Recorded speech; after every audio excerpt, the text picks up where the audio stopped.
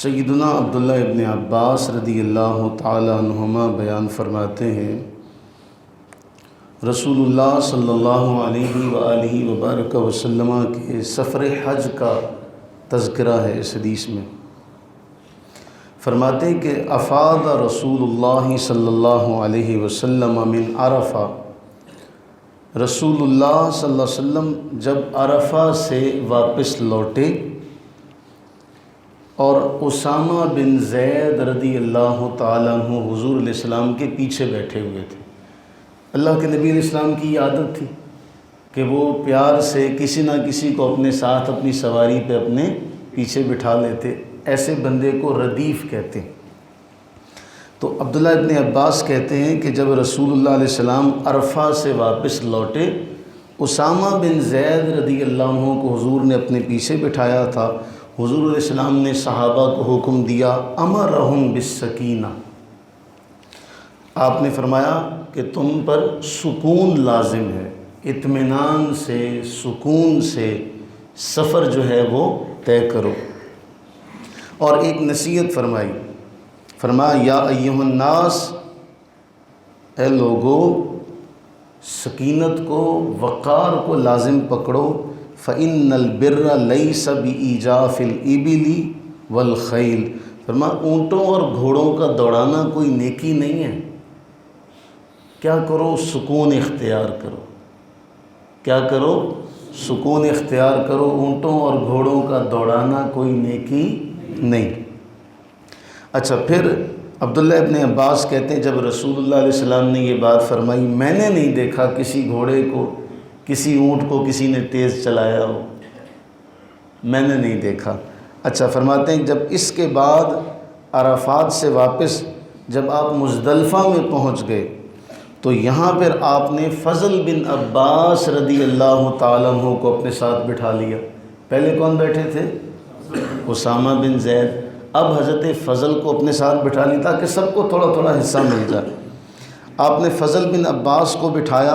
دوبارہ آپ نے فرمایا جب عرفات سے لوٹے تب بھی آپ نے فرمایا، مزدلفہ پہنچے، مزدلفہ سے جب چلتے ہیں اور منی کی طرف آتے ہیں پھر آپ نے لوگوں کو حکم دیا، یا ایھا الناس، اے لوگو، علیکم بالسکینۃ والوقار، تم پر لازم ہے سکینت کو، وقار کو اپنے اوپر لازم کر لو۔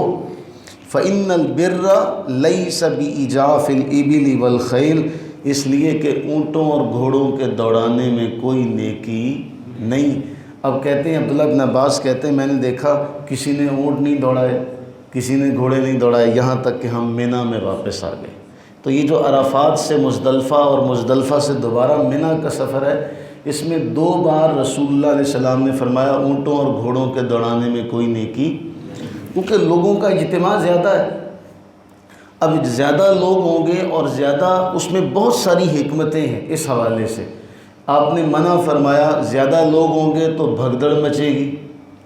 جب اونٹ اور گھوڑے کچھ لوگ تیز دوڑائیں گے تو ان کی دیکھا دیکھی باقی لوگ بھی یہ کام کریں گے، اس سے ایک مجمع میں ایک افراتفری کا ایک معاملہ نظر آ جائے گا۔ تو آپ نے سب کو فرمایا کہ تم سکون اختیار کرو، وقار اختیار کرو۔ دوسری بات، ہمارے معاشرے کے اعتبار سے یہ بات بڑی اہم ہے کہ ہمیں یہ بتایا جا رہا ہے کہ جس کام کا نتیجہ کوئی نہ ہو اس کام کو کرنا نہیں چاہیے۔ جس کام کا کوئی فائدہ نہ ہو اس کام کو کرنا نہیں چاہیے۔ ہمارے ہاں کیا ہوتا ہے، ہمارے ہاں بچے لے کر نکلتے ہیں، بائک موٹر سائیکل لے کر نکلتے ہیں۔ پہلے وقتوں میں آپ بھی جانتے ہیں ہمیں بڑے کیا کہا کرتے تھے، یہ شیطانی چرخہ ہے، کیا کرنا ہے، ذرا سی اس کو ریس دینی ہے یا پاؤں ذرا سا رکھنا ہے، جہاں مرضی چلے جاؤ۔ تو جو لوگ نئے نئے یہ کام میں آتے ہیں نا تو پھر ان کو ہوتا ہے کہ پتہ نہیں ہم یہ کوئی نیکی کا کام کر رہے ہیں، یہاں وہ اس کام کو اہمیت دیتے ہیں۔